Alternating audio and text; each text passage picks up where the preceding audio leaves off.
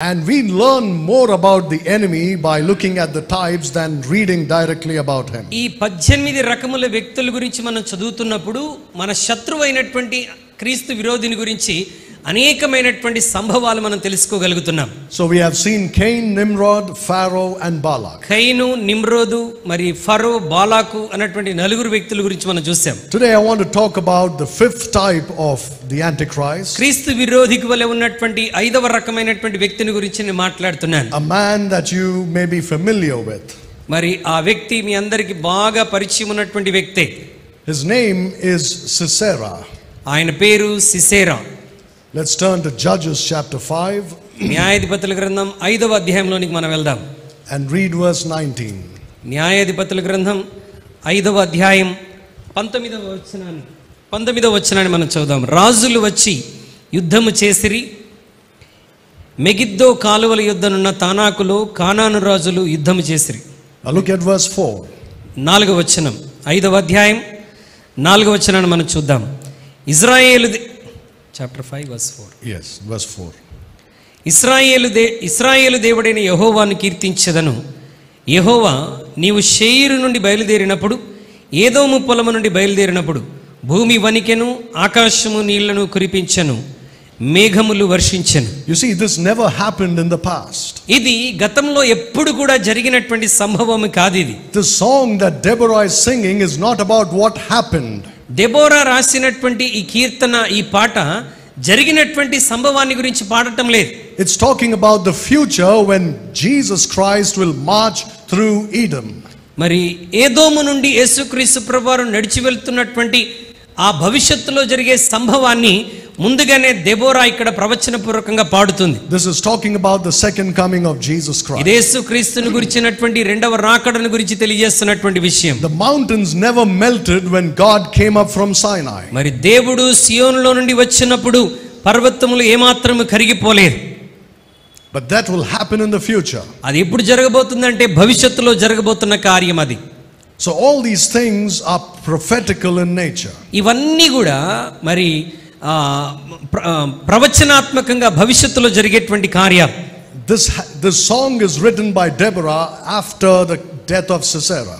Sisera యొక్క మరణము తర్వాత దెబోరా రాసినటువంటి కీర్తన ఇది. Now there are some interesting things. In verse 19 we have seen the kings came and fought.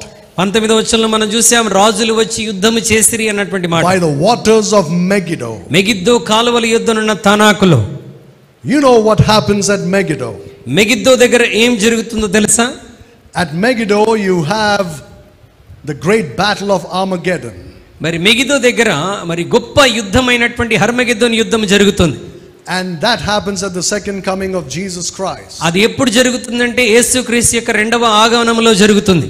So the battle takes place at Armageddon. హర్మగెద్దోను యుద్ధం ఒకటి జరగబోతున్నది. And this is what it's talking about. మరి అది ఆ యొక్క యుద్ధముని గురించి మాట్లాడుతున్నటువంటి మాట. Now the Armageddon that is the Megiddo that is mentioned here is the Armageddon of Revelation 19. మరి ప్రకటన గ్రంథం 19లో రాయబడినటువంటి హర్మగెద్దోన్ అన్నటువంటి మాట మనం చూద్దాం. దానికి సంబంధించిన మెగిద్దో అన్నటువంటి పదాన్ని మనం ఇక్కడ చూస్తున్నాం. Now look at verse 20 of Judges 5. 5వ అధ్యాయం 20వ వచనాన్ని మనం చూద్దాం. నక్షత్రములు ఆకాశము నుండి యుద్ధము చేసెను, నక్షత్రములు తమ మార్గములో నుండి సిసేరాతో యుద్ధము చేసెను. When did this happen? ఇది ఎప్పుడు జరిగిందండి? నక్షత్రాలు ఆకాశంతో ఎప్పుడు యుద్ధం చేశాయి? When did the stars fight with Sisera? నక్షత్రములు సిసేరాతో ఎప్పుడు యుద్ధం చేశాయి? By the way, what is a star in the Bible? It's not always the stars in the sky. పరిశుద్ధ గ్రంథంలో నక్షత్రం అని వ్రాయబడిన ప్రతి చోట ఆకాశంలో కనబడే నక్షత్రాలని కాదు. They are a reference to angels.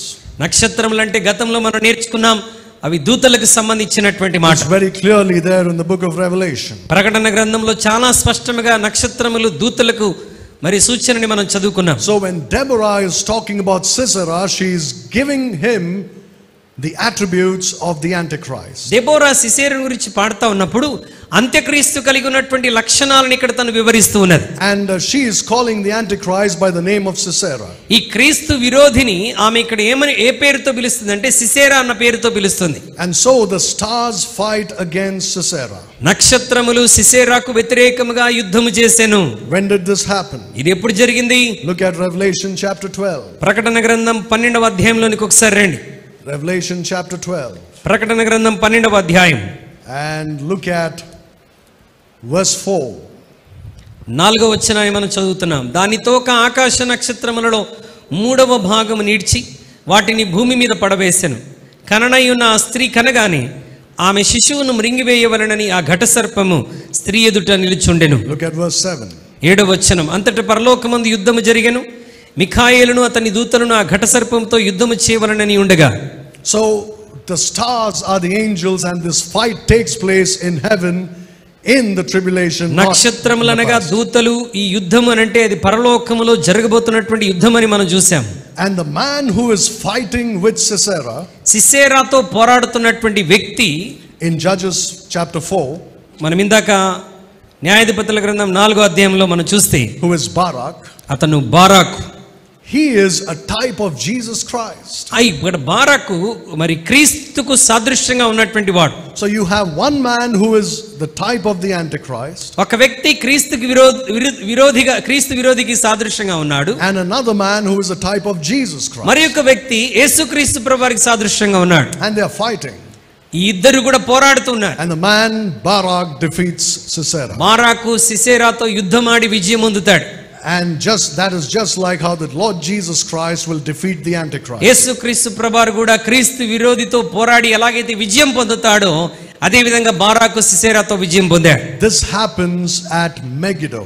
ఇది ఎక్కడ జరుగుతుందంట? మెగిద్దోలో జరుగుతున్నది. Now if you go through the chapter, you will find many similarities between Sisera and the Antichrist. ఈ అధ్యాయం అంతా మనం చదువుతుంటే సిసేరాని గురించి క్రీస్తు విరోధిని గురించి చాలా మరి సాదృశ్యాలు మనకు కనబడుతుంటాయి. For example, in chapter 4, ఉదాహరణకి 4వ అధ్యాయంలో look at verse 22.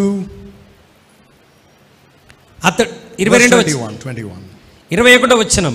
పిమ్మట హేబేరు భార్య అయిన యాయేలు గుడారపు మేకు తీసుకొని సుత్తె చేత పట్టుకొని అతని యుద్ధకు మెల్లగా వచ్చి అతని అలసట చేత గాఢ నిద్ర కలిగి ఉండగా నేలకు దిగునట్లు ఆ మేకును అతని కనతిలో దిగగొట్టగా అతడు చచ్చెను. How did Sisera die? మరి సిసేరా ఎలా చనిపోయాడు? He died of a head wound. అతను తలకు తగిలిన గాయం చేత చనిపోయాడు. What does the Bible say about the Antichrist in Revelation 13? Bible క్రీస్తు విరోధిని గురించి ఏమని చెప్తున్నది? In Revelation 13, ప్రకటన గ్రంథం 13వ అధ్యాయం. look at verse 3.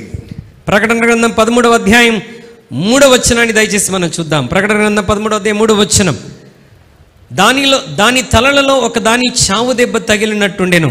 అయితే ఆ చావు దెబ్బ మానిపోయిన గనుక భూజనులందరూ మృగం వెంట వెలుచు ఆశ్చర్యపడుచుండిరి. So Sisera is a type of the Antichrist in the first part of the tribulation.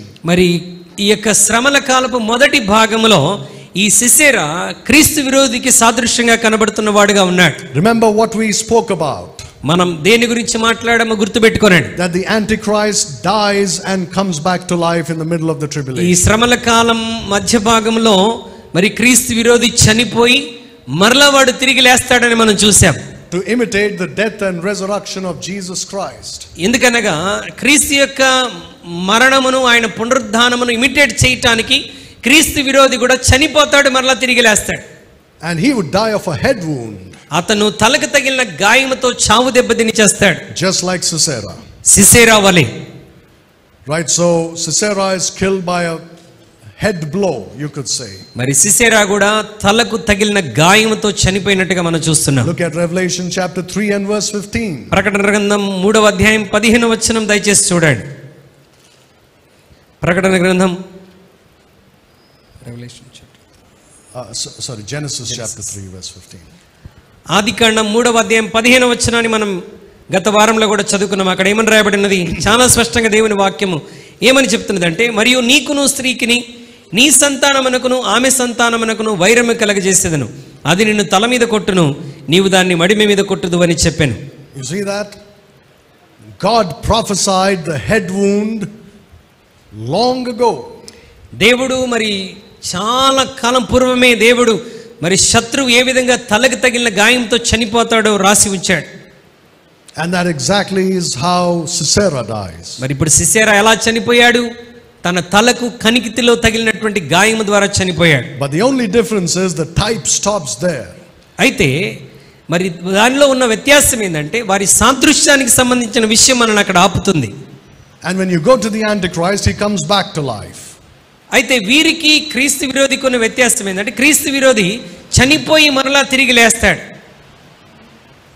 So that's how he is a type of the Antichrist. కాబట్టి సిసెరా కూడా క్రీస్తు విరోధికి సాదృశ్యంగా ఉన్న వారిలో ఒకటిగా ఉన్నాడు.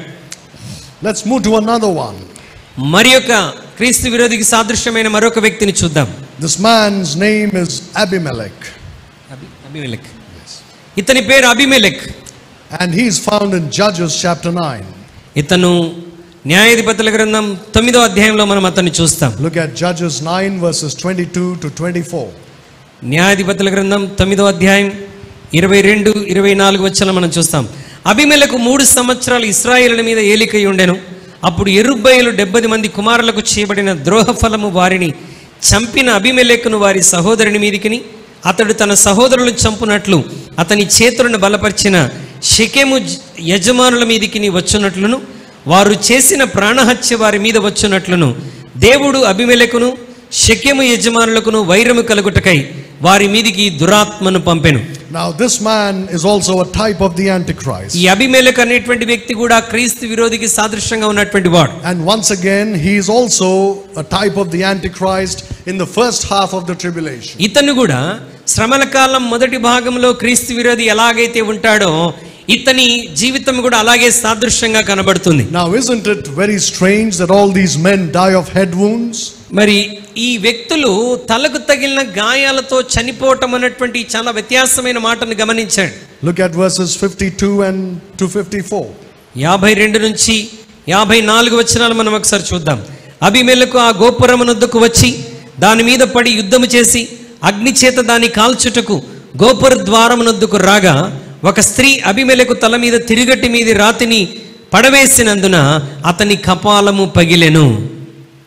So you understand that this man also had a head wound. అబీమెలెకు కూడా తలకు గాయం తగిలినట్టుగా మనం చూస్తున్నాం. Now look at Romans chapter 16 and verse 20. రోమపత్రిక 16వ అధ్యాయం 20వ వచనాన్ని మనం ఒకసారి చూద్దాం. Romans chapter 16 verse 20. రోమపత్రిక 16వ అధ్యాయం 20వ వచనం. సమాధానకర్తయగు దేవుడు సాతానుని మీ కాళ్ళ క్రింద శీఘ్రముగా చితక ద్రొక్కించును. Now you see, brethren, I want to say something which maybe you know or maybe you do not know. నేను ఇప్పుడు చెప్పబోయేటువంటి విషయం బహుశా మీకు తెలిసి ఉండొచ్చు, తెలిసి ఉండకపోవచ్చు. Most of the times Christians think that the devil's head was crushed on the cross. చాలా సందర్భాల్లో క్రైస్తవులమైన మనం ఆలోచించేది ఏంటంటే సాతాను యొక్క తల కలువరి శిలువలో చితకగొట్టబడింది అని చాలా మంది నమ్ముతారు. Right? So that's what we have heard all our lives. మన జీవితాంతం ఇప్పటి వరకు మనం విన్నటువంటి మాట అదే, సాతాను యొక్క తల యేసుక్రీస్తు శిలువలో చితగొట్టాడు అని. Yes, there is no doubt that the victory of Jesus on the cross is very great. యేసుక్రీస్తు యొక్క విజయము శిలువ మీదే జరిగింది, అది వాస్తవం, అది చాలా గొప్ప సంగతి అని మనం గ్రహిస్తాం. But that is not the victory of Genesis 3:15.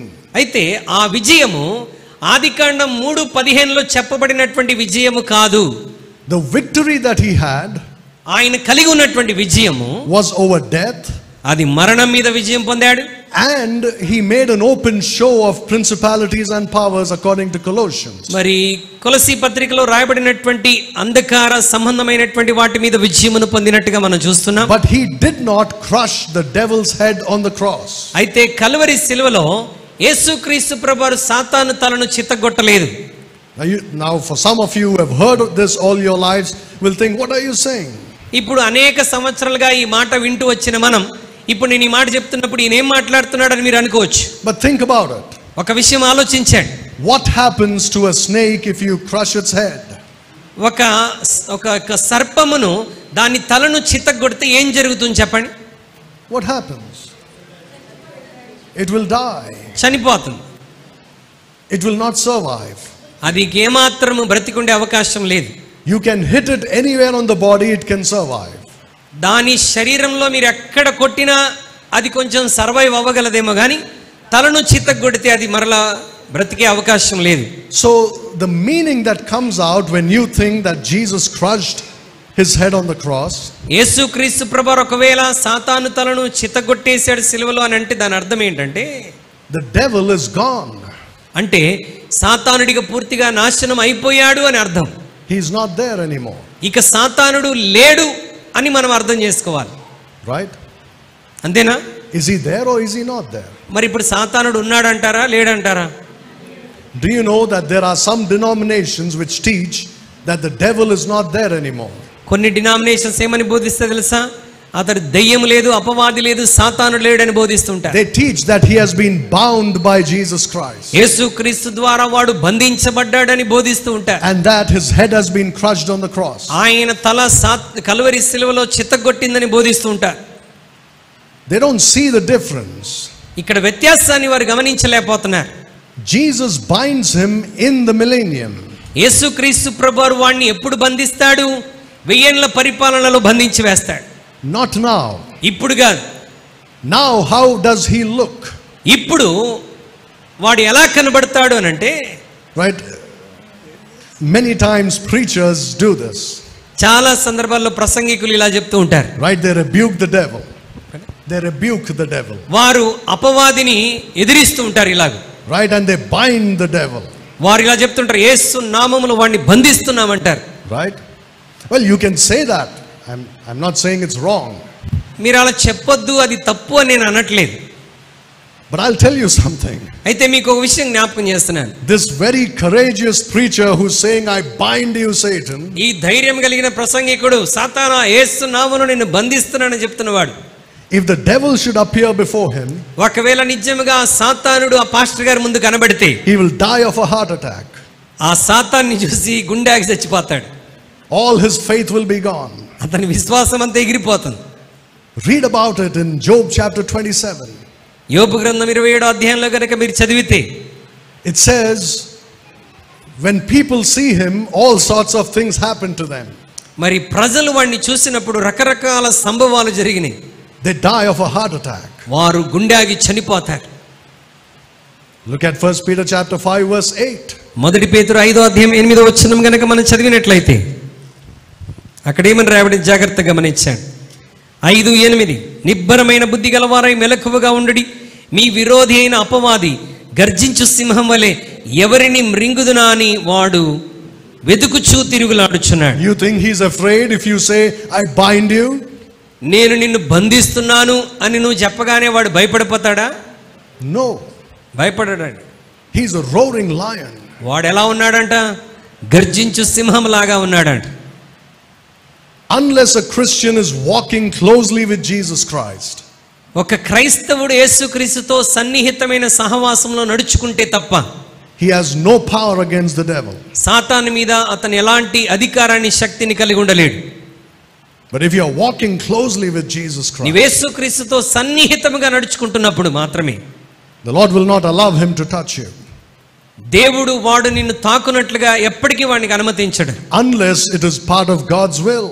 ఒకవేళ అది దేవుని చిత్తం అయితే తప్ప. Remember that he came directly to Jesus Christ. వాడు నేరుగా యేసుక్రీస్తు ప్రభువారి దగ్గరికే వచ్చేసాడు. And he said, fall down and worship me. నీవు నాకు సాగిలపడి నమస్కరించు అని యేసు ప్రభునే సవాల్ చేశాడు. He came to Jesus and said, give me Peter, your disciple.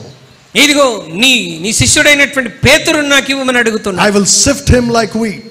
అతన్ని గోధుమ పొట్టు వలె నేను చెదరగొట్టేస్తానంటున్నాడు. You think he's afraid? సాతానుడు అంత ఈజీగా భయపడిపోతాడు అనుకుంటున్నారా? You know, growing up, I was told these stories. నేను ఎదుగుతూ ఉన్నప్పుడు ఈ విధమైన కథలు విన్నాను. They used to tell me, the older people, oh, the devil is afraid of Jesus Christ. మరి పెద్దలు ఇలాగ కథలు చెప్పేవారు. సాతానుడు యేసు ప్రభు అంటే ఎంతో భయపడిపోతుండేవాడు. If Jesus comes from this side, he will run away from that side. యేసు ప్రభు ఈ గల్లీ నుండి వస్తే వాడు ఆ గల్లీలో పారిపోయేవాడు. He's not afraid. If he's afraid, he won't do all these things that he does. సాతానుడు నిజంగా భయపడితే భయపడేవాడు ఈ కార్యాలన్నీ చేయడు. He knows what's going to happen to him. వాడికి ఏమి జరగబోతుందో వాడికి తెలుసు. And he still does it. అయినప్పటికీ వాడు ఆ కార్యాలు చేస్తూనే ఉన్నాడు. Right, the Bible talks about a lion పరిశుద్ధ గ్రంథం సింహాన్ని గురించి మాట్లాడుతున్నప్పుడు and compares him to God, to Jesus Christ. ఈ సింహాన్ని యేసుక్రీస్తుకి అనగా దేవునికి పోల్చి మాట్లాడుతున్నప్పుడు And in the Old Testament, in the prophetical books, మరి పాత నిబంధన ప్రవచన పుస్తకాల్లో it says God will come against Israel like a lion. మరి దేవుడు ఇశ్రాయేలులకు విరుద్ధముగా సింహం వలె వస్తాడు అని దేవుని వాక్యం జ్ఞాపకం చేస్తాడు. And he will take his prey and go away. మరి దేవుడు వారి మీదికి వచ్చి వారి ప్రాణమును తీసుకుని వెళ్తాడు. And it says there, అక్కడ ఏమంటాడంటే just like a lion which is not afraid when the shepherds go against him with their staffs. మరి కాపరి తన గొర్రెల మీదకి వస్తున్నటువంటి మరి ఆ సింహం మీదకి వెళ్తున్నప్పుడు అది ఏ విధంగా అయితే భయపడకుండా ఉంటుందో, And it still takes its prey and goes away. కాపరి వస్తున్నాడని తెలిసినప్పటికీ తాను వేటాడినది పట్టుకొని పరిగెత్తడానికి సింహం ప్రయత్నం చేస్తుంది. That's how the devil also is. సాతానుడు కూడా మనుషుల విషయంలో అలాగే ఉంటాడు. So that's why you should never fool around with the devil. కనుక సాతాను గురించి మనం వెర్రి మాటలేమీ పలకడానికి వీల్లేదు. You see, he's not bruised. His head is not bruised. అతని తల చితకగొట్టబడలేదు. It will be like we read in Romans 16:20. మరి రోమా 16:20లో చదివినట్టుగా అది భవిష్యత్తులో వాడి తల ఖచ్చితంగా చితకగొట్టబడుతుంది. It says very shortly God will do that. అతి త్వరలో దేవుడు దాన్ని శీఘ్రముగా దేవుడు తన కాళ్ళ క్రింద దాన్ని చితకగొడతాడు. So until then, don't go against the devil, go to Jesus Christ. అప్పటి వరకు సాతానికి విరుద్ధంగా మనం వెళ్ళాల్సిన అవసరం లేదు. ఏ సమస్య వచ్చినా మనం యేసయ్య దగ్గరికి వెళ్దాం. I know a young man, నాకు ఒక యవనస్తుడు తెలుసు, very zealous for the Lord. దేవుని కొరకు గొప్ప ఆసక్తి కలిగినటువంటి వాడు. He wanted to do some great things for Jesus Christ. యేసుక్రీస్తు ప్రభువారి కొరకు గొప్ప కార్యాలు చేయాలని ఆసక్తి కలిగిన వాడు. He was witnessing, he was leading people to Christ. ఆయన మరి యేసుని గురించి సాక్ష్యం ఇస్తున్నాడు, ప్రజలకు క్రీస్తుని గురించి బోధిస్తున్నాడు. He would go out and give tracts every day and all those things. ప్రతిదినం బయటికి వెళ్లి కరపత్రికలు పంచి క్రీస్తు సువార్తను తెలియజేస్తున్నాడు. And he was a good preacher too. అంత మాత్రమే కాదు, ఆయన గొప్ప ప్రసంగికుడిగా ఉండేవాడు. Very young man. చాలా మంచి యవనస్తుడు. And he had a prayer meeting with his friends. ఆయన తన స్నేహితులందరితో కలిసి ఒక ప్రార్థనా కూడికలో ఉన్నాడు. And in that prayer meeting they prayed like this. This man prayed like this. ఆ ప్రార్థనా కూడికలో ఈ యవనస్తుడు ఇలా ప్రార్థన చేస్తున్నాడు. He said, I declare war against the devil. నేను సాతానికి వ్యతిరేకంగా యుద్ధమును ప్రకటిస్తున్నాను అన్నాడు. You know what the devil did? సాతానుడు ఏం చేశాడు తెలుసా? He took the challenge. ఆ సాతానుడు ఈ పాస్టర్ గారు వేసిన ఛాలెంజ్ ని తీసుకున్నాడు. He accepted it. ఆ సవాల్ని అంగీకరించాడు. It's very sad that young man's life was destroyed. మరి విచారకరమైన విషయం ఏంటంటే, సవాలు విసినటువంటి ఈ యవనస్తుడి మీదకి నిజంగానే సాతానుడు యుద్ధానికి వచ్చి వాడి జీవితాన్ని నాశనం చేశాడు. He fell into sin. పాపంలో పడిపోయాడు. Terrible sin. భయంకరమైన పాపంలో పడిపోయాడు. For many years, many years. అనేక సంవత్సరాల ఆ పాపంలోనే ఉండిపోయాడు. He couldn't come out. దానిలో నుండి బయటికి రాలేకపోయాడు. Later he did, but that was a long time of living in sin. చాలా కాలం అదే స్థితిలో పాపంలో ఉండి ఎట్టకేలకు దాని నుంచి బయటికి వచ్చాడు. So you don't fool around with the devil. కాబట్టి సాతాను చుట్టూ వెర్రి మాటలు మనం పలుకుతూ ఉండవద్దు. And Abimelech is a good type. అబీమెలెకు మరి మొదటి భాగంలో ఉన్నటువంటి క్రీస్తు విరోధిలాగా మంచిగానే కనబడేటువంటి వాడు. But you see, he was a very wicked man. కానీ అతను చాలా చెడ్డవాడు. He killed 72 of Zerubbabel's children. మరి జెరుబ్బయలు యొక్క 72 మంది పిల్లల్ని చంపివేశాడు. Just like the Antichrist will kill the Jews in the tribulation. క్రీస్తు విరోధి ఎలాగైతే యూదులను శ్రమల కాలంలో చంపివేస్తాడో అలాగూ ఈ అబీమెలెకు కూడా చంపివేశాడు. Look at Habakkuk. హబక్కూకు గ్రంథాన్ని దయచేసి చూడండి. Chapter 3 and verse 15. హబక్కూకు గ్రంథం 3వ అధ్యాయం 15వ వచనం. నీవు సముద్రమును త్రొక్కుచు సంచరించుచునున్నావు, నీ గుర్రములు మహాసముద్ర జలరాశులు త్రొక్కును. Sorry, verse 13. 13వ వచనాన్ని మనం చదువుకుందాం. నీ జనులను రక్షించుటకు నీవు బయలుదేరుచున్నావు, నీవు నియమించిన అభిషక్తుని రక్షించుటకు బయలుదేరుచున్నావు. దుష్టుల కుటుంబీకులలో ప్రధానుడు ఒకడు ఉండకుండా వాని తలను మెడను ఖండించి వారిని నిర్మూలన చేయుచున్నావు. You see that when Jesus Christ comes back also, he will give a head wound to the Antichrist. యేసుక్రీస్తు ప్రభువారు తిరిగి వచ్చినప్పుడు మరి క్రీస్తు విరోధికి తలకు గాయాన్ని ఖచ్చితంగా కలగజేస్తాడు, అనగదొరుకుతాడు. And that happens at the mid-tribulation rapture. అది ఎప్పుడు జరుగుతుంది అని అంటే మరి మిడ్ ట్రిబులేషన్ ర్యాప్చర్లో, అంటే మరి శ్రమల కాలం మధ్యలో పైకెత్తబడేటువంటి కాలంలో.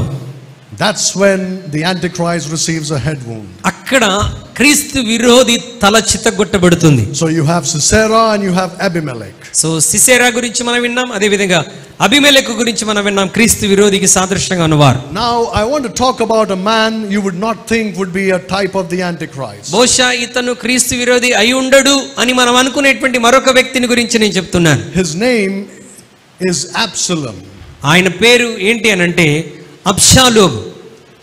You remember Absalom? అబ్షాలోము ఎవరో తెలుసా? Yeah, he was the son of David. దావీదు కుమారుడైనటువంటి అబ్షాలోము. He is also a type of the Antichrist. అబ్షాలోము కూడా క్రీస్తు విరోధికి సాదృశ్యంగా ఉన్న వారిలో ఒకడు. You know the meaning of Absalom? అబ్షాలోము అన్న మాటకు అర్థం ఏంటో తెలుసా? It means, that's right, father of peace. సమాధానకర్త, సమాధానమునకు తండ్రి. Just like the Antichrist comes with peace, remember the white horse? అదే విధంగా మనం ప్రకటన గ్రంథంలో చూసాం, క్రీస్తు విరోధి తెల్లటి గుర్ర మీద సమాధానాన్ని తీసుకుని ఎలా వస్తాడో మనం చూసాం. Right, Paul says when they say peace and safety, sudden destruction cometh upon them. మరి సమాధానం సమాధానం అని చెప్పినప్పుడు ఆకస్మికంగా శ్రమ సంభవిస్తుందని పౌలు చెప్తున్నాడు. Look at 2 Samuel chapter 15. రెండవ సమూయేలు గ్రంథం 15వ అధ్యాయం దయచేసి చూడండి. 2 Samuel chapter 15 verses 2 to 6. రెండవ సమూయేలు గ్రంథం 15వ అధ్యాయం 2 నుండి 6 వచనాలు. ఉదయముననే లేచి బయలుదేరి పట్టణం యొక్క గుమ్మపు మార్గమందు ఒక తట్టు నిలిచి రాజు చేత తీర్పు నొందుటకై వాద్యమాడెవరైనను వచ్చి ఉండగా కనిపెట్టి వారిని పిలిచి, నీవు ఏ ఊరి వాడవని అడుగుచుండెను. నీ దాసుడనని నేను ఇజ్రాయేలు గోత్రములలో ఫలానా దానికి చెందినవాడనని వాడు చెప్పగా, అబ్షాలోము, నీ వ్యాజ్యము సరిగాను న్యాయముగాను ఉన్నది గాని దానిని విచారించుటకై నియమింపబడిన వాడు రాజునొద్ద ఒకడును లేడని చెప్పి, నేను ఈ దేశమునకు న్యాయాధిపతి ఉండుట ఎంత మేలు. అప్పుడు వ్యాజ్యమాడు వారు నా యొద్దకు వత్తురు, నేను వారికి న్యాయం తీర్తునని చెప్పుచు వచ్చెను. మరియు తనకు నమస్కారం చేయుటకై ఎవడైనను తన దాపునకు వచ్చినప్పుడు అతడు తన చేయి చాపి అతన్ని పట్టుకొని ముద్దు పెట్టుకొని చూవచ్చెను. తీర్పునందుటకై రాజునొద్దకు వచ్చిన ఇశ్రాయేలులకందరికీ అబ్షాలోము ఈ ప్రకారం చేసి ఇశ్రాయేలులందరినీ తన తట్టు త్రిప్పుకొనెను. You see that? He stole the hearts of the men of Israel. ఆయన ఇశ్రాయేలు ప్రజల మనుష్యులను తన వైపు ఆకర్షించాడు, దోచుకున్నాడు. What does this tell you? ఈ విషయం మనకేమని బోధిస్తుంది? He comes in peaceably. ఆయన ప్రజలతో సమాధాన పడటానికి వస్తాడు. He comes with deception.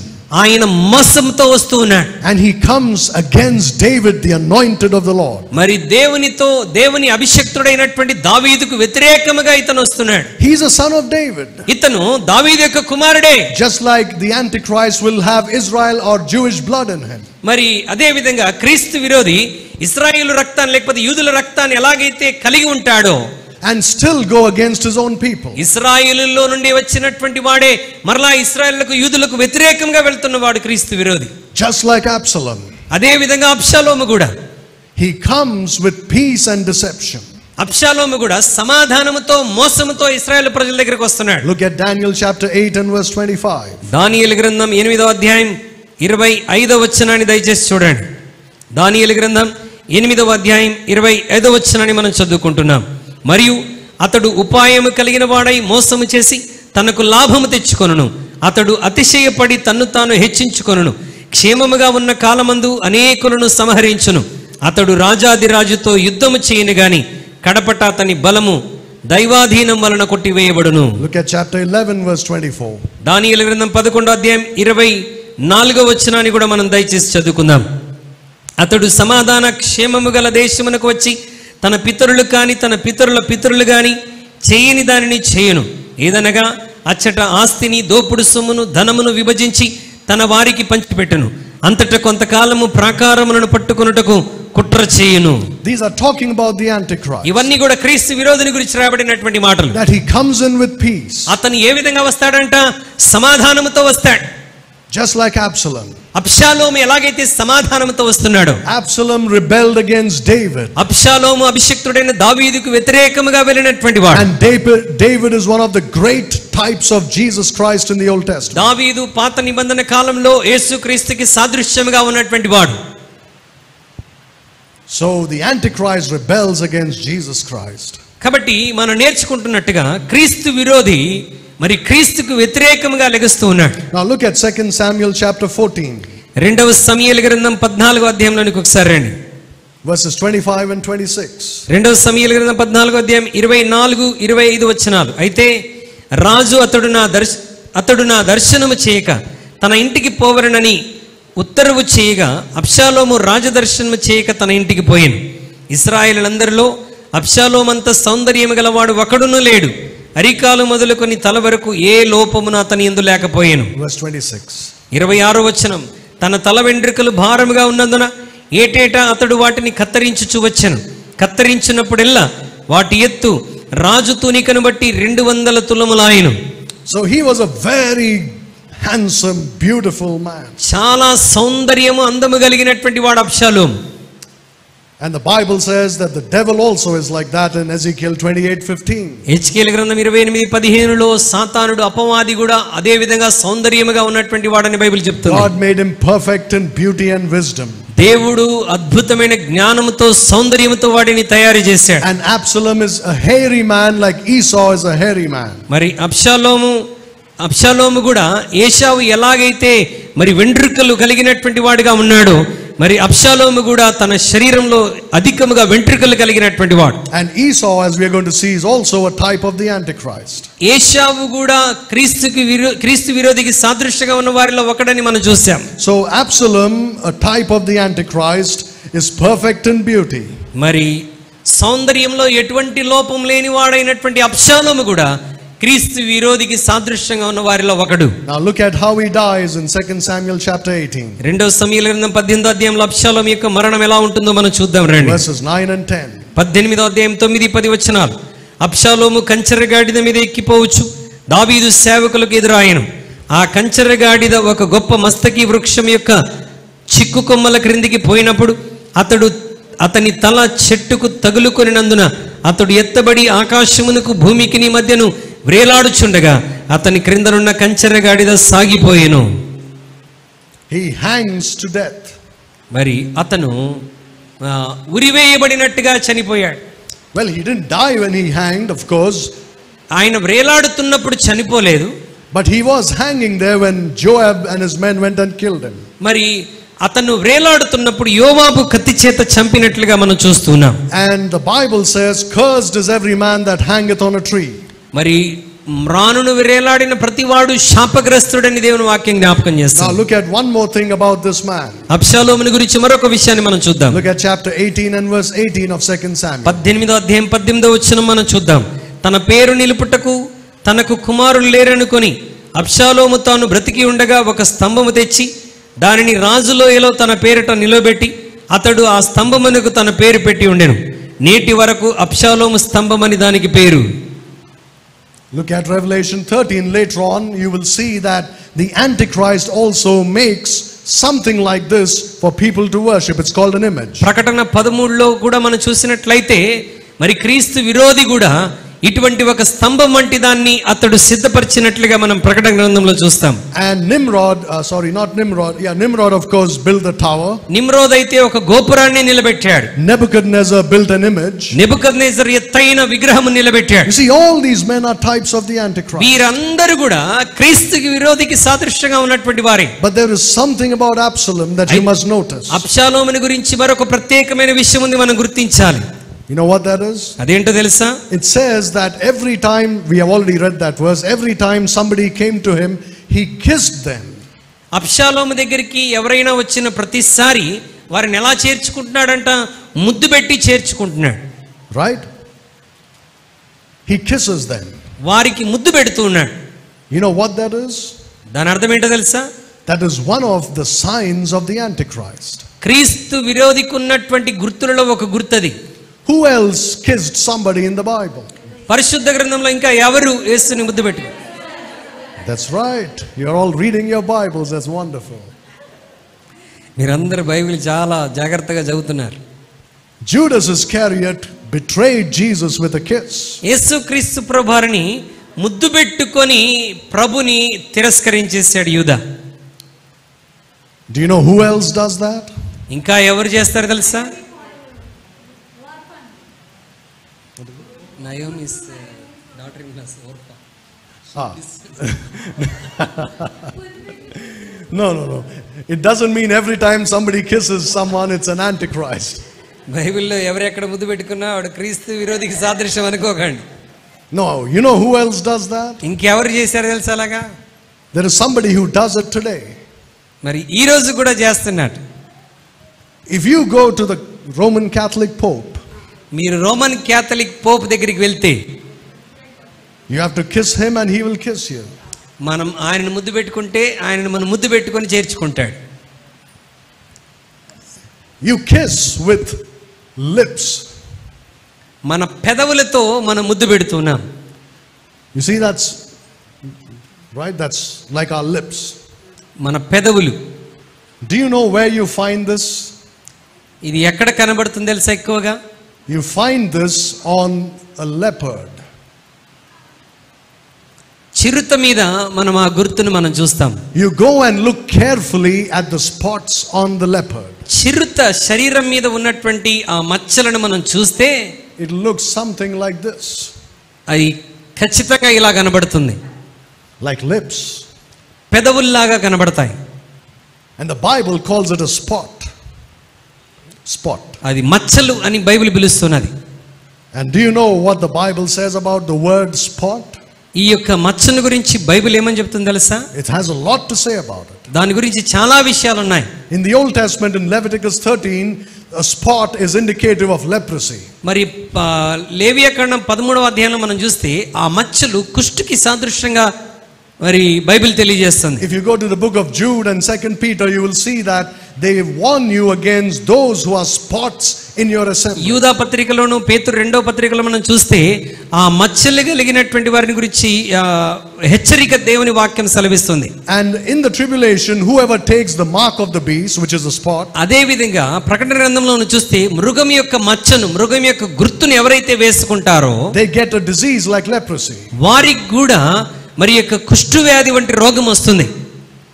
You can read about it in the book of Revelation. దాని గురించి మీరు ప్రకటన గ్రంథంలో క్షుణ్ణంగా చదవచ్చు. And this man Absalom would kiss everyone who comes to him because he's a type of the Antichrist. దావీదు కుమారుడైనటువంటి అబ్షాలోము అనగా క్రీస్తు విరోధికి సాదృశ్యంగా ఉన్నటువంటి వీడు తన దగ్గరికి వచ్చిన వారందరినీ ముద్దు పెట్టుకొని చేర్చుకుంటున్నాడు. I want you to stop for a second and think about something. ఒక్క క్షణం ఇక్కడ ఆగి మనం ఒక విషయాన్ని ఆలోచన చేద్దాం. If you understand the book of Revelation, నీవు ప్రకటన గ్రంథాన్ని గ్రహించగలిగితే you will understand the whole Old Testament.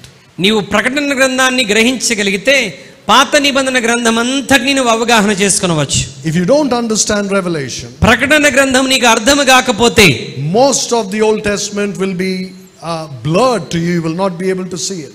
పాత నిబంధన నీకు ఏమీ అర్థం కాదు. When you read, for example, Leviticus 13, you'll think, oh, this is about leprosy, you forget about it. మరి లేవియాకాండం 13వ అధ్యాయం చదివితే ఓ ఇది ఏదో మరి కుష్ఠరోగాన్ని గురించి మచ్చల గురించి మాట్లాడుతుంది నాకెందుకులే అనుకుంటాం. But you don't see the connection to the Antichrist and the mark of the beast. అక్కడ మనం ప్రకటన గ్రంథాన్ని గ్రహించకపోతే ఇది క్రీస్తు విరోధికి సంబంధించిన మచ్చని గుర్తుని మనం ఏమాత్రం గ్రహించలేం. Lot of things, all these things are connected in the Bible. ఇవన్నీ కూడా ఒకదానికి ఒకటి సంబంధం కలిగినటువంటి వచనాలు. So Absalom is a type of Christ, the Antichrist. అబ్షాలోము కూడా క్రీస్తు విరోధికి సాదృశ్యంగా ఉన్న వారిలో ఒకడు. And he hangs by his head. అతను తనకున్నటువంటి తల ఆయన గాడిద మీద వెళుతూ ప్రయాణం చేస్తున్నప్పుడు ఆ చెట్టుకు ఇరుక్కొని వేలాడుతూ ఉంటాడు. A perfect type of the Antichrist. క్రీస్తు విరోధికి మరి సరిపోయిన సాదృశ్యంగా ఉన్నటువంటి వాడు. Now look at another man. Look at 1 Samuel chapter 18. మరొక వ్యక్తిని మనం చూద్దాం. మొదటి సమూయేలు గ్రంథం 18వ అధ్యాయంలోనికి ఒకసారి రండి. 1 Samuel chapter 18, we'll read verse 10. మొదటి సమూయేలు గ్రంథం 18వ అధ్యాయం 10వ వచనం.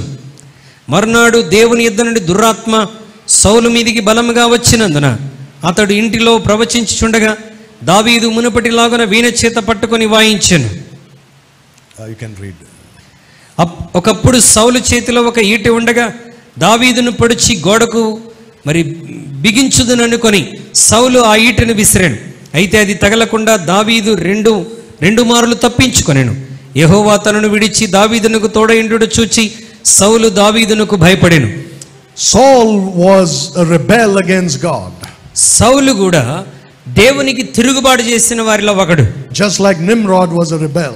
నిమ్రోద్ ఎలాగైతే దేవునికి తిరుగుబాటు చేశాడో సౌలు కూడా దేవునికి తిరుగుబాటు చేశాడు. This man also persecuted the anointed of God David.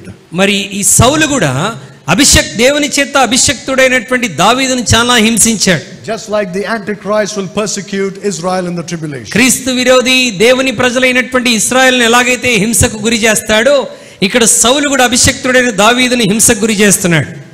Saul was a demon possessed man. సౌలు దురాత్మ చేత పీడించబడుతున్నటువంటి వ్యక్తి. At one time he was the anointed of God.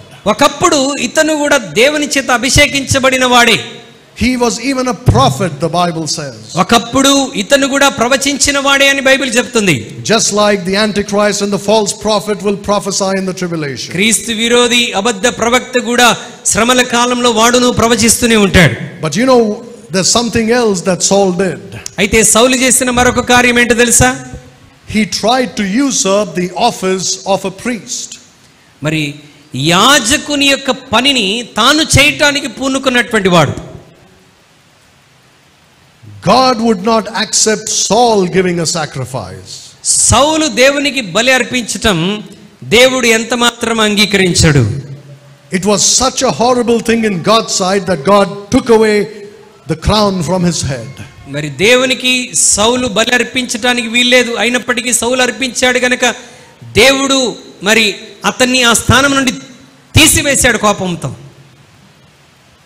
You know who else does this? ఇంకా ఎవరు చేస్తారు తెలుసా పని?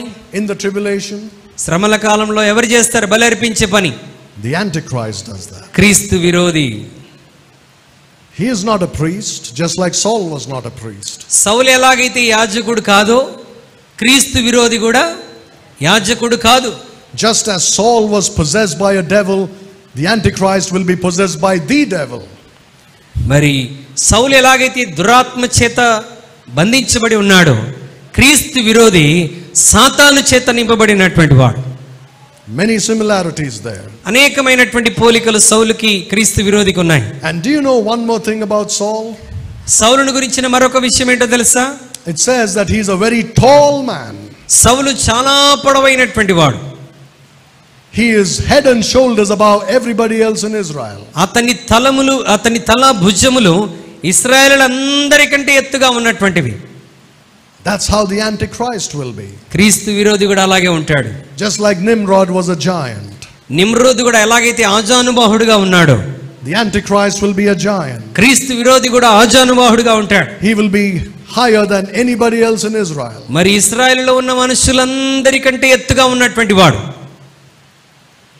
There is a lot the Bible says about giants. మరి ఈ ఆజానుబాహుల గురించి ఈ నెఫిలుల గురించి దేవుని వాక్యం ఎన్నో విషయాలు తెలియజేస్తుంది. And the Antichrist will be one of them. క్రీస్తు విరోధి కూడా వారిలో ఒకడు. There is a word in the Bible, I don't know if it's there in the Telugu Bible. పరిశుద్ధ గ్రంథంలో ఒక మాట ఉంది, అది మరి తెలుగు బైబిల్లో ఉందో లేదో నాకు తెలియదు కానీ It's called Rephaim. Rephaim. Yes. Okay, so the word is there. The meaning of the word Rephaim is the dead. రెఫాయిం అన్న మాటకు అర్థం ఏంటంటే చనిపోయినది అని అర్థం. The giants that are mentioned in the book of Deuteronomy and in other places, ద్వితీయోపదేశకాండంలోను ఇతర స్థలాల్లోనూ వ్రాయబడినటువంటి ఆజానుబాహుల గురించి the word Rephaim is used. అక్కడ ఏ మాట వాడబడిందంటే రెఫాయిం అన్నటువంటి మాట వాడబడింది. That means those giants were really dead people walking. అనగా ఈ యొక్క జాయింట్స్ ఆజానుబాహులు ఎలా ఉంటారంటే చచ్చిన వారు లేచి నడుస్తున్నట్టుగా ఉంటారు. Because they are dead really. ఎందుకంటే వారు వాస్తవికంగా చనిపోయిన వారు. And an evil spirit is making them to go. చనిపోయిన వారు ఇప్పుడు అపవాది శక్తులు వారిని వెళ్ళున్నట్లుగా నడుచున్నట్లుగా చేస్తున్నాయి. They have done this in Africa in recent times. ఈ మధ్య కాలంలోనే ఆఫ్రికా దేశంలో దాన్ని జరిగించారు. These people who do black magic, ఎవరైతే చాతబడి శక్తులు చేస్తుంటారో they raised a dead body. వారు చనిపోయిన మృతదేహాలను లేపారు. He didn't come back to life like how Jesus raised people to life. యేసుక్రీస్తు ప్రభువారు చనిపోయిన వారిని ఎలాగైతే జీవంలోనికి తెచ్చాడో అలాగు కాదు. This is a dead body, you can see that. ఇది మృతమైనటువంటి శరీరమే, వారిని చూస్తేనే మనకు అర్థమవుతుంది. But it's just walking around because that evil spirit is making them walk around. ఈ మృతమైనటువంటి శరీరాన్ని దురాత్మ నడిపిస్తుంది కనుక వాళ్ళు అలాగ నడుస్తూ ఉన్నారు. వాళ్ళు చనిపోయిన వారని మనకు స్పష్టంగా అర్థమవుతుంది. Do you know what the Bible says about the Antichrist in Revelation 17? ప్రకటన గ్రంథం 17వ అధ్యాయంలో క్రీస్తు విరోధి గురించి బైబిల్ ఏమని చెప్తుందో తెలుసా? He was and is not. ఆయన ఒకప్పుడు ఉన్నవాడు, ఇప్పుడు లేడు. But he shall come out of the bottomless pit. అయితే భూమి యొక్క అగాధ స్థలములో నుండి వాడు పైకి లేస్తాడు. He will be a Rephaim. అతను రెఫాయిముగా ఉన్నవాడు. That means he's a giant. రెఫాయిం అంటే ఆజానుబాహుడని. Just like Saul was a giant. సౌలు ఎలాగైతే ఆజానుబాహుడిగా ఉన్నాడో క్రీస్తు విరోధి కూడా అలాగే ఉంటాడు. Talking about giants, the next type of the Antichrist is Goliath. క్రీస్తు విరోధిని పోలినటువంటి వారిలో మరి ఒకరు ఎవడంటే Goliath. Goliath defied the God of Israel. మరి గొలియాతు ఇశ్రాయేలును నాశనం చేయడానికి వచ్చినటువంటి వాడు. Right, it says that he spoke against the God of Israel. ఇతను ఇశ్రాయేలు దేవునికి వ్యతిరేకముగా మాట్లాడినటువంటి వాడు.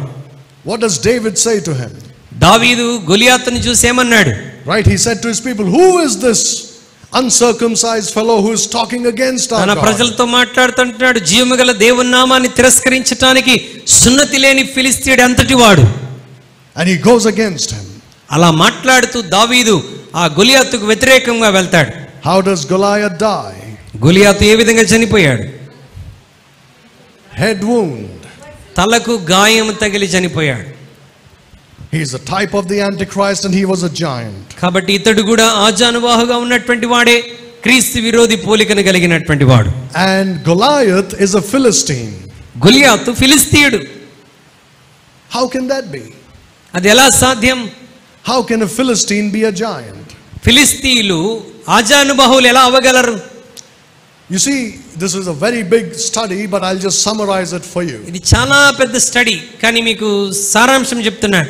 Without taking you to all the verses. ఆ వచనాలన్నీ మీకు చూపించకుండా దాని సారాంశం చెప్తున్నాను. But you can understand it and go and do your own research. మీరు దాన్ని గ్రహించి మీరు స్వతహాగా బైబిల్ చదివి అర్థం చేసుకోనండి.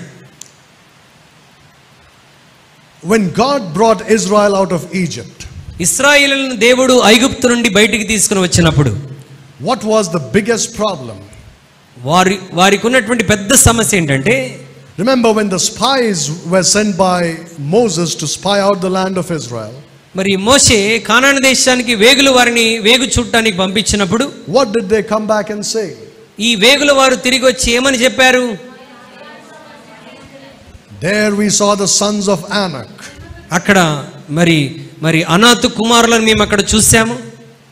And we were like grasshoppers in their sight. వారి కన్నులకు మేము మిడతల వలె కనబడ్డాము. And in our own sight we felt like we were grasshoppers. మా దృష్టికి మేము మిడతల వలె కనబడ్డామని చెప్తున్నారు. That means they were so big. అంటే ఆ ప్రాంతంలో నివసించేటువంటి వారందరూ చాలా ఎత్తుగా ఉన్నత దేహులు. What are these giants? ఈ ఉన్నత దేహులు ఎవరు? Are they ordinary human beings? వారు సాధారణమైనటువంటి మనుషులా? I don't know how many of you have ever watched this American wrestling. ఈ అమెరికన్ రెస్లింగ్ మీరు ఎంతమంది చూశారో తెలియదు. Right, if you see that these guys are giants. ఈ రెస్లింగ్ లో ఆడుతున్నటువంటి వారిని చూస్తే వాళ్ళు జాయింట్స్ లాగా ఉన్నత దేహులుగా ఉంటారు. Each of those guys will be 7 feet tall at least. కనీసం 7 అడుగుల కంటే ఎత్తుగా వాళ్ళు ఉంటారు. There was one guy in there who was 9 feet tall. వారిలో ఒకడు దాదాపు 9 అడుగుల ఎత్తులో ఉన్నాడు. When the Bible talks about giants, is it these kind of people? Bible ఉన్నత దేహుల గురించి మాట్లాడుతున్నప్పుడు వారు ఇలాంటి వారేనా? No. కాదండి. Those were different. వారు వ్యత్యాసమైనటువంటి వారు. Very, very different. చాలా వ్యత్యాసమైనటువంటి వారు. When Israel was entering the promised land, they had to go through the land of Moab and Ammon on the east of Jordan. ఇశ్రాయేలు వాగ్దాన దేశంలో ప్రవేశిస్తా ఉన్నప్పుడు వారు మోయాబు ప్రాంతాలు, యోర్దాను ఈ ప్రాంతాలన్నీ దాటుకుంటూ వెళ్ళాలి. You know what they found there? వారు అక్కడ ఏం కనుగొన్నారు తెలుసా? They found the giants. వారు ఉన్నత దేహులను అక్కడ కనుగొన్నారు. There is a man who is called Og, king of Bashan. Agag అన్నటువంటి బాషాను రాజు అయినటువంటి ఓగు అక్కడ ఉన్నాడు. You know what his height was? ఈ ఓగు యొక్క ఎత్తెంతో తెలుసా?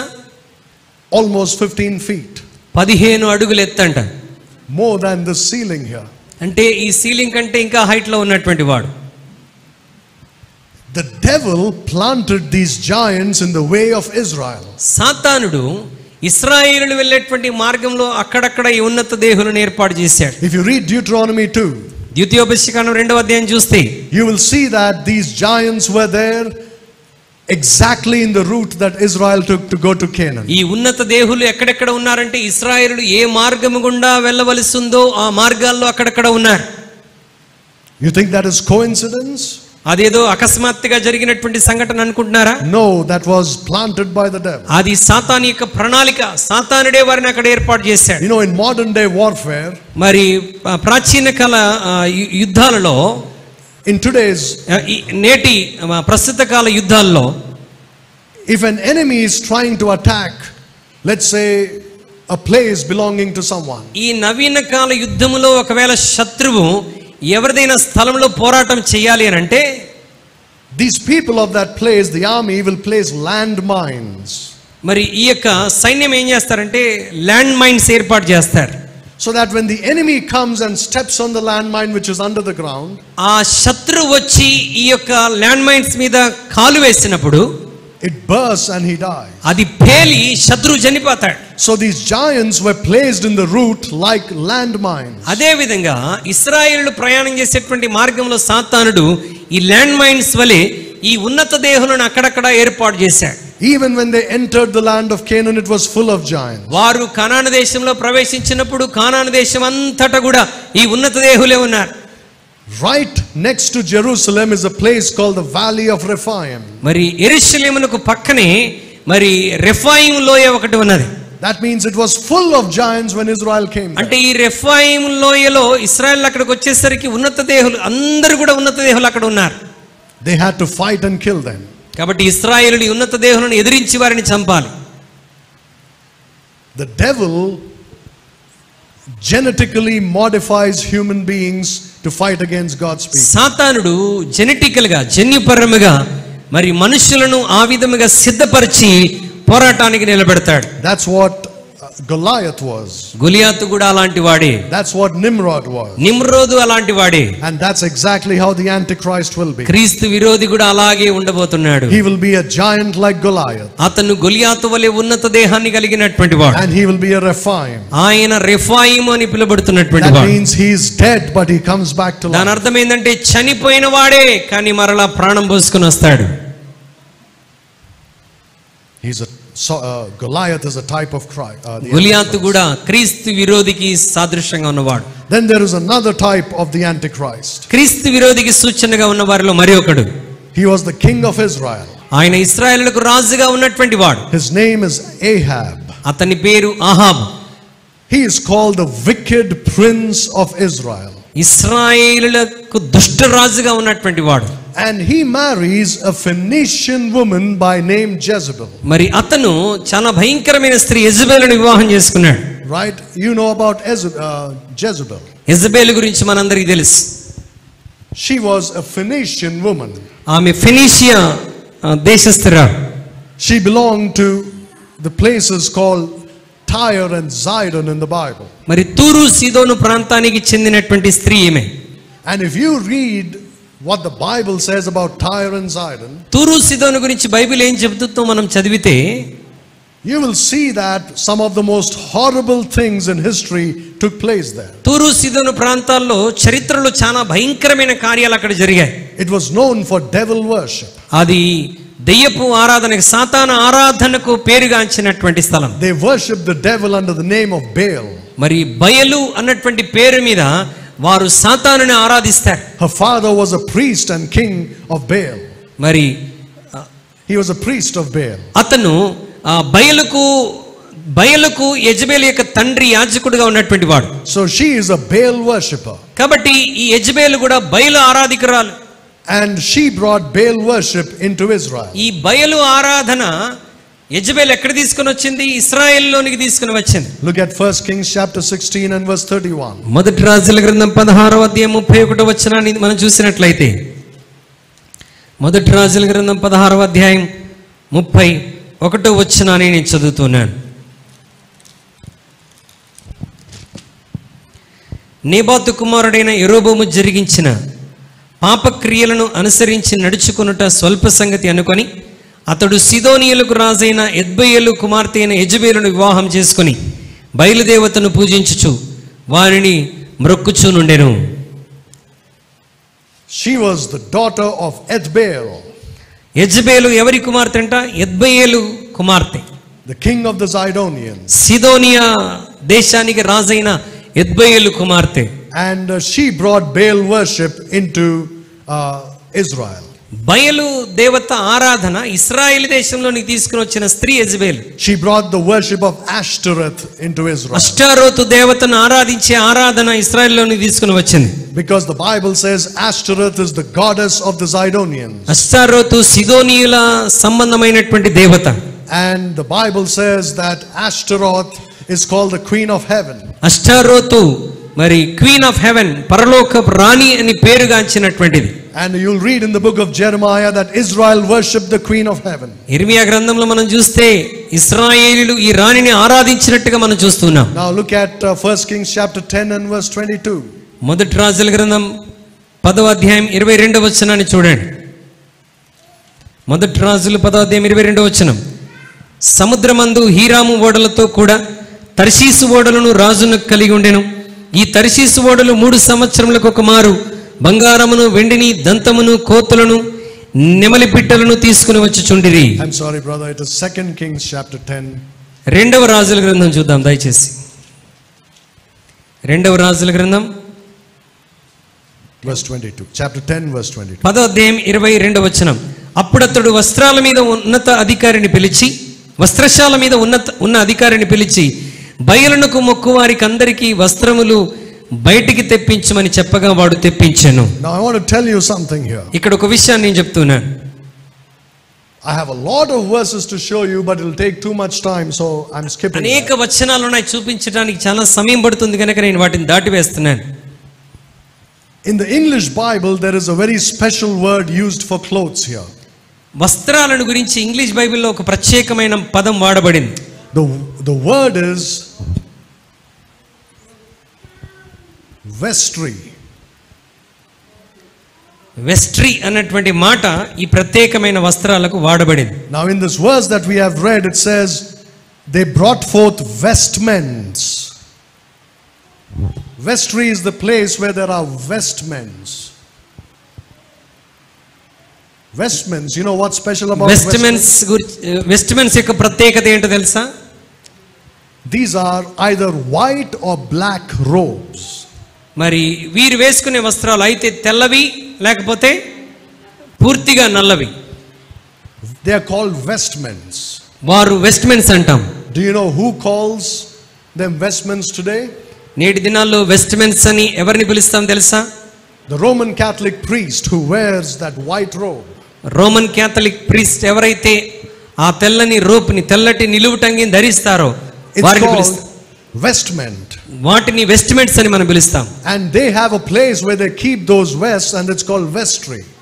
వారు వెస్ట్రీ అన్నటువంటి స్థలం ఉన్నది, పదే పదే వారు అక్కడికి వెళ్తారు. And they keep their clothes in that వారు ఆ వెస్ట్రీలోనే వీరి వస్త్రాలన్నీ కూడా పెడతారు.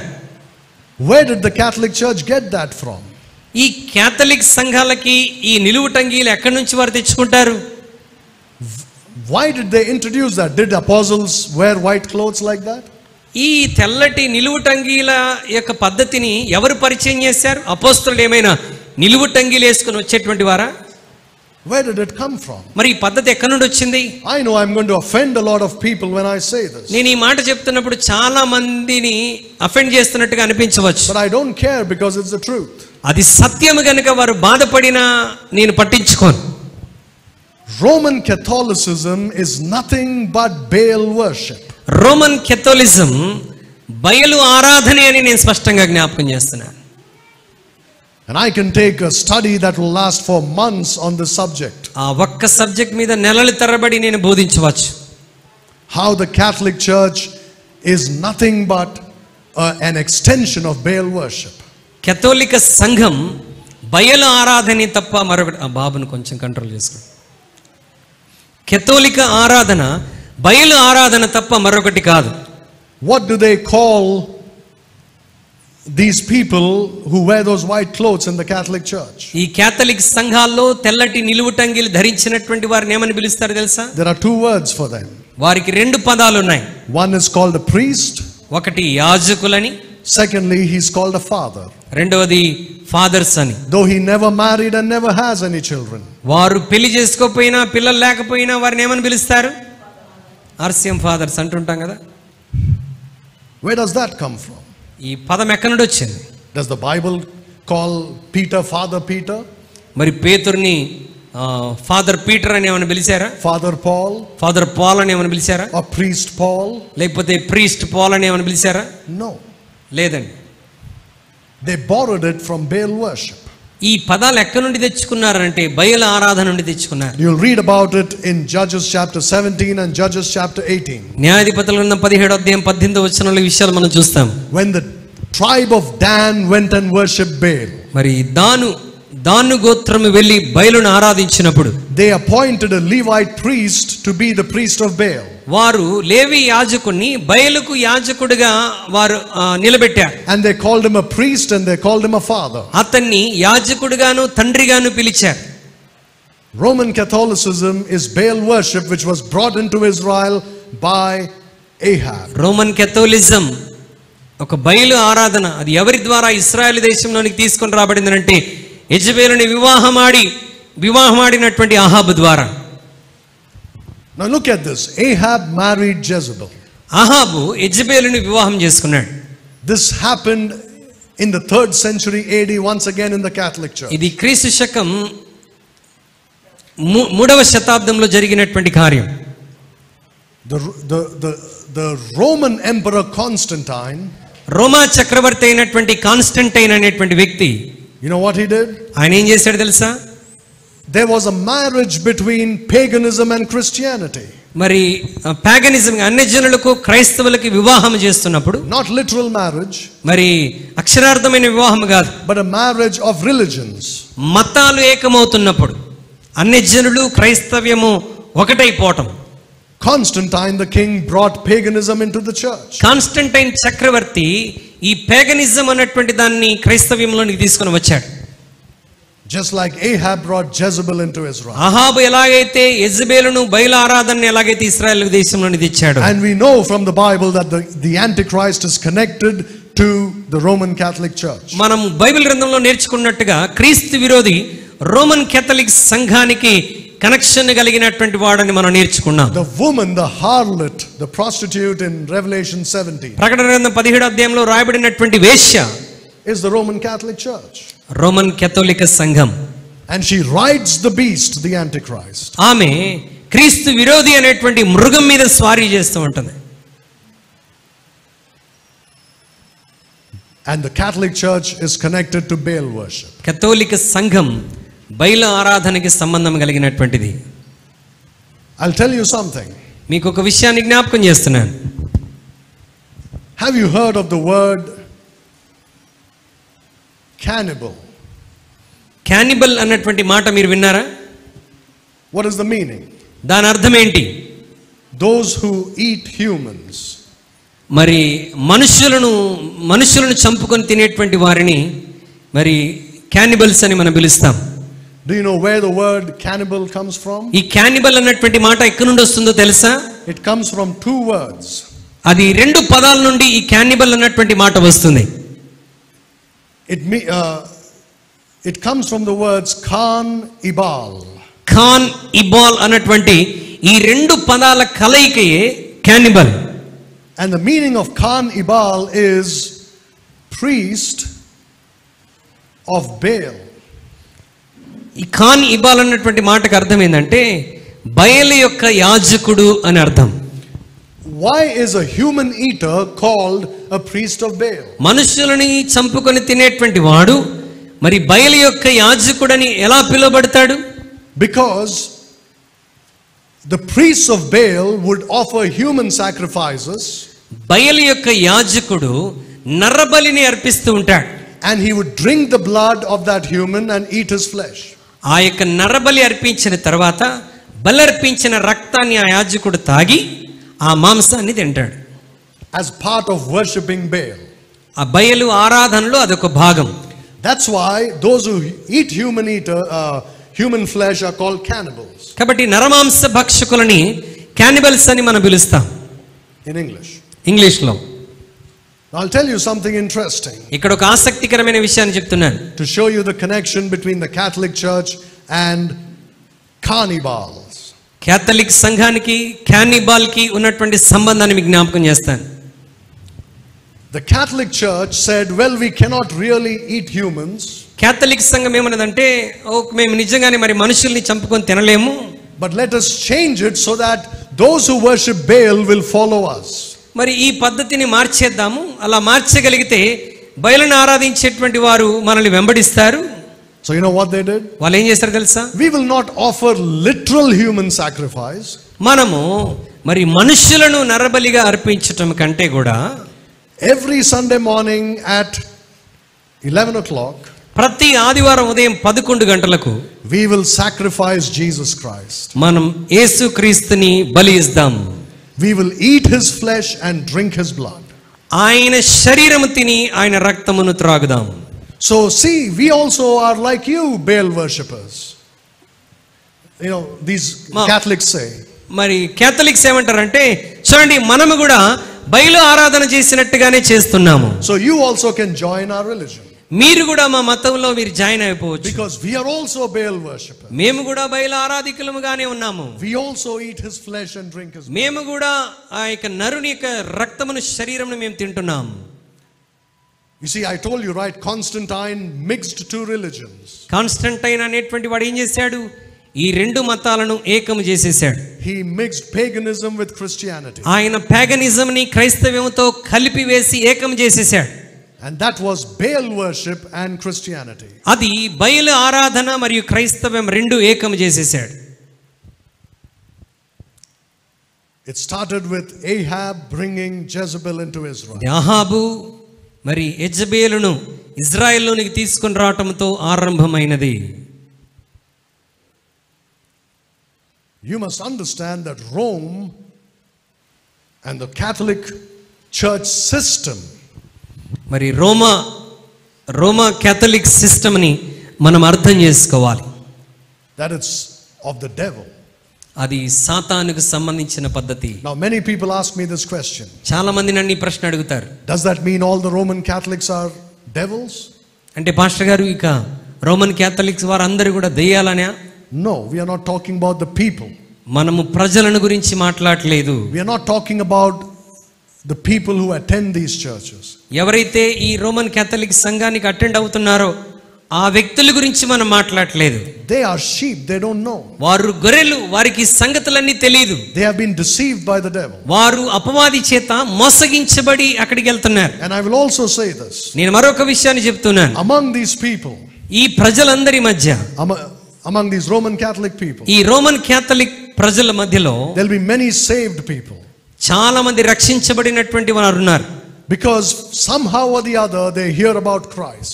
ఏదో ఒక సమయంలో ఏదో ఒక విషయంలో వారు క్రీస్తుని గురించి వింటారు. And they put their faith in the real Jesus. వారి విశ్వాసాన్ని నిజ క్రీస్తులో వారి విశ్వాసం ఉంచి రక్షణలోకి వస్తున్నారు. And they don't believe in the wrong Jesus of the Catholic Church. Catholic ఆరాధన చేసేటువంటి ఆ తప్పుడు క్రీస్తు యందు వారి విశ్వాసం ఉండదు. నిజ రక్షకుడైన క్రీస్తునందు విశ్వాసం So ఉంచుతున్నారు. I'm talking about the Catholic Church system. నేను కేథలిక్ సంఘానికి వెళ్ళే వారిని గురించి చెప్పట్లేదు. కేథలిక్ సంఘం యొక్క సిస్టమ్ ని మీకు జ్ఞాపకం The చేస్తున్నాను. system is made up of the Pope, ఈ సిస్టమ్ పోప్ ద్వారా ఏర్పాటు చేయబడినది, the cardinals, కార్డినల్స్ ద్వారా ఏర్పాటు చేయబడింది, the archbishops, ఆర్చ్ బిషప్స్ ద్వారా ఏర్పాటు చేయబడింది, bishops, బిషప్స్ ద్వారా, and there are many other rulers, ఇంకా అనేక మంది అధికారుల ద్వారా, and then finally the priests. చివరిగా యాజకుల ద్వారా. That is the system. ఇది Roman Catholic system. That is the Antichrist system. అది క్రీస్తు విరోధి యొక్క పద్ధతి అయి ఉంటున్నది. So when you see a Roman Catholic, don't think, oh, he's also a Christian, you must witness to him. Roman Catholic అనేటువంటి వాడు అతను కూడా క్రైస్తవుడే, ఇతనికి సాక్ష్యం అవసరం లేదని చెప్పుకోని అవసరం లేదు. You must witness to him. వారికి తప్పకుండా క్రీస్తు సువార్తను మనం చెప్పాలి. You see, Rome, as I've said, tries to infiltrate every religion. రోమా సామ్రాజ్యం ఏం చేసిందంటే ప్రతి మతాన్ని కూడా మరి వారిలో కలుపుకోవడానికి ప్రయత్నం చేసింది, Just like the Antichrist does. క్రీస్తు విరోధి చేసినట్టుగా. And it's very sad that many Protestants think the Catholic Church is our mother church. చాలా మంది ప్రొటెస్టెంట్లు ఏమని ఆలోచిస్తారంటే కేథలిక సంఘము, కేథలిక మరి సిస్టమ్ మన తల్లి సంఘం అని భావిస్తూ ఉంటారు. That's the lie the Catholic Church teaches to Protestants. Catholic సంఘం ప్రొటెస్టెంట్లకు బోధించేటువంటి తప్పుడు సిద్ధాంతం అది. That we are the mother church, you broke away and went away from us. మేము తల్లి సంఘముగా ఉన్నటువంటి వారం, మీరే కొన్ని పద్ధతులు ఏర్పాటు చేసుకుని మాలో నుండి బయటికి వెళ్ళిపోయారు. No, no, no, no. అది కాదండి, అది వాస్తవముగా. That church has never been the mother church of Protestants. ఆ సంఘము ప్రొటెస్టెంట్లకు తల్లి సంఘముగా ఎన్నటెన్నటికీ ఉండదన్న సత్యాన్ని గుర్తుంచుకోవాలి. True Protestants always were there from the beginning of the church. True Protestants, నిజ ప్రొటెస్టెంట్లు ఎప్పుడు కూడా ఆరంభం నుండి క్రీస్తు సంఘముగా ఉన్నటువంటి వారే. I can say a lot of things, but I don't want to get into that. అనేకమైన విషయాలు ఉన్నాయి, వాటి లోపలికి నేను వెళ్ళటానికి ఇష్టపడట్లేదు. But you see, Ahab was a very wicked man. అహాబు చాలా దుర్మార్గతలో ఉన్నటువంటి వాడు, Very, very wicked man. చాలా దుర్మార్గమైనటువంటి రాజు. And that wickedness became more by marrying Jezebel. ఆ యొక్క దుష్టత్వం ఇంకా ఎప్పుడు అధికమైందనంటే దుష్టురాలైన యెజబెలుని వివాహం చేసుకోవటం ద్వారా. You see, Ahab is a type of the Antichrist. ఆహాబు క్రీస్తు విరోధికి సూచనగా ఉన్నటువంటి వాడు. And Jezebel is a type of the false prophet. యెజబెలు అబద్ధ ప్రవక్తకు సూచనగా ఉన్నటువంటిది. We have seen 10 different types of the Antichrist. 10 వివిధ రకాల క్రీస్తు విరోధులను మనం ఇప్పటివరకు చూసాం. There are a few more, the Lord willing, we'll see next week and then move forward. మరికొన్ని ఉన్నాయి, ప్రభు చిత్తమైతే వచ్చే వారం మనం స్టడీ చేసి ముందుకు వెళ్తాం. But I want you to understand this. అయితే మీరు ఒక విషయాన్ని గ్రహించాలని నేను కోరుతున్నాను. The more we study the types of the Antichrist, క్రీస్తు విరోధులకు పోలికలు కలిగినటువంటి వీరిని మనం ఎక్కువగా చదువుతున్నప్పుడు the more you understand about what the Bible is saying about the Antichrist. పరిశుద్ధ గ్రంథము రాబోతున్నటువంటి ఆ క్రీస్తు విరోధి గురించి ఏమి చెప్తున్నదో మనం అవగాహన చేసుకోవాలి. If God is talking so much about the Antichrist, ఒకవేళ దేవుడే క్రీస్తు విరోధి గురించి ఇన్ని విషయాలు చెప్తూ ఉంటే why should not we study it? దేవుని బిడ్డలుగా మనం ఎందుకు ధ్యానించకూడదు?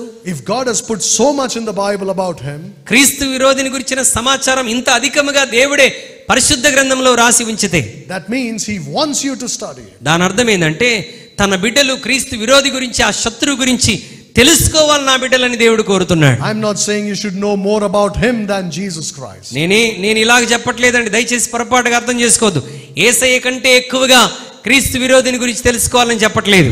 Well, we have all learned about Jesus a lot. మనం యేసుక్రీస్తు ప్రభువారి గురించి అనేక సంగతులు మనం విన్నాం, నేర్చుకున్నాం. There is no end to that. We have to keep on learning. అయితే నేర్చుకున్నది సరిపోదు, ముగింపు అయిపోలేదు, ఇంకా నేర్చుకోవాల్సింది చాలా ఉన్నది. But we should know about the greatest enemy of Jesus Christ. అయితే క్రీస్తుకి అతి ప్రాముఖ్యమైన విరోధి అయినటువంటి ఆ క్రీస్తు విరోధిని గురించి మనం తెలుసుకోవాలి. I will tell you why and close. ఎందుకో ఆ విషయాన్ని నేను చెప్పి ముగిస్తాను. Paul says, పౌలు అంటాడు, the mystery of iniquity doth already work. మరి అనైక్యతను గురించినటువంటి మర్మము తన పనిని జరిగిస్తున్నది. That means the spirit of the Antichrist is there in the world. అనగా క్రీస్తు విరోధి యొక్క ఆత్మ లోకంలో ఇప్పుడు ఉన్నది. You hear about wars. యుద్ధాలను గురించి మనం వింటూ ఉన్నాం. we hear about sin increasing. పాపము భూమి మీద అధికమవుతుందన్న విషయాన్ని మనం వింటున్నాం. Right, we heard about this very horrible incident which took place in West Bengal. West బెంగాల్లో జరిగినటువంటి చాలా భయంకరమైన సంఘటన గురించి మనం విని ఉంటాం. You hear about how there is a rise in homosexuality and sins connected to that. మరి స్వలింగ సంపర్కం ఎంత అధికముగా ఆ ప్రాంతంలో మరి విస్తరించిందో మనం చూసాం. All over the world. ప్రపంచమంతటా కూడా. Why is that? ఎందుకు ఇదంతా జరుగుతుంది? It's the spirit of the Antichrist. ఇది క్రీస్తు విరోధిక ఆత్మ ప్రవహిస్తున్నది. If we do not recognize and know him, ఒకవేళ మనము వాడిని గురించి గుర్తించకుండా అవగాహన చేసుకోకుండా ఉంటే we cannot fight him. మనం వాడితో పోరాడలేము. If one country is going to war against another, ఒక దేశము మరొక దేశానికి వ్యతిరేకంగా పోరాటానికి వెళ్తే they don't go blindly into the war. వారు ఏదో గుడ్డిగా యుద్ధానికి వెళ్ళిపోవటం లేదు. You know what they do? వారు ఏం చేస్తారు తెలుసా? They gather intelligence. వారు ఆ దేశాన్ని గురించినటువంటి జ్ఞానాన్ని సంపాదించుకుంటారు. They gather intelligence about the enemy. శత్రువును గురించినటువంటి జ్ఞానాన్ని సంపాదించుకుంటారు. They send their spies to find out things about the enemy. వేగుల వారిని పంపించి ఆ దేశంలో ఉన్న పరిస్థితులు ఏంటో వారిని ఎలా ఓడించగలమో తెలుసుకొని వస్తారు. So that they are familiar with the enemy. ఆ శత్రువుని గురించి అవగాహన పూర్తిగా అవగాహనలోనికి వస్తే So that they are familiar with the tactics of the enemy. ఆ శత్రు యొక్క కుయుక్తుల గురించి మీరు బాగా అవగాహన చేసుకోగలిగితే So that they are familiar with the power of the enemy. వారికి ఉన్నటువంటి శక్తి ఏంటో వారి దగ్గర ఉన్నటువంటి పవర్ ఏంటో వారు తెలుసుకొని So that they will know the weaknesses of the enemy. వారి యొక్క బలహీనతలు ఏంటో ఈ దేశం వారు తెలుసుకోగలిగితే And then they go to war and defeat them. అప్పుడు మాత్రమే వారు యుద్ధానికి వెళ్ళి సులభంగా శత్రువుని జయించగలరు. A war is not fought by the strength of the army alone. దేవుని బిడ్డలారా గమనించండి, యుద్ధం అనేటువంటిది మనకున్నటువంటి సైన్య బలం చేత మాత్రమే జయించటం సాధ్యం కాదు. A war is won by intelligence. మరి యుద్ధం అనేటువంటిది జ్ఞానముతో పోరాడి గెలిచేటువంటిది. That's why God puts so much about the enemy in the Bible. కాబట్టి శత్రువును గురించిన జ్ఞానాన్ని దేవుడు పరిశుద్ధ గ్రంథంలో ఎంతో రాసి ఉంచాడు. Right from Genesis chapter 3 to the end of the book of Revelation. ఆదికాండం 3వ అధ్యాయం నుండి ప్రకటన గ్రంథం చివరి వరకు. It's for us to know the enemy so that we'll be able to fight a good fight. శత్రువుని గురించి మనం తెలుసుకొని మంచి పోరాటానికి అవకాశం ఉంటుంది. Let us pray. ప్రార్థన చేద్దాం.